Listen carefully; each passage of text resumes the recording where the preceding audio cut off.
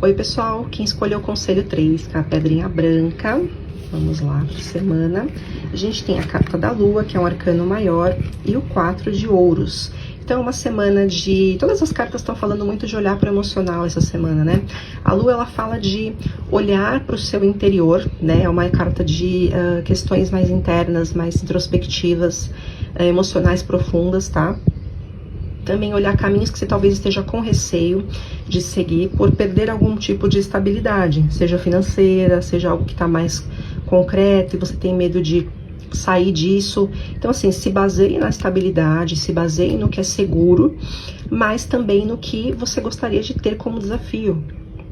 Analisa o emocional, tá? Não de uma forma negativa.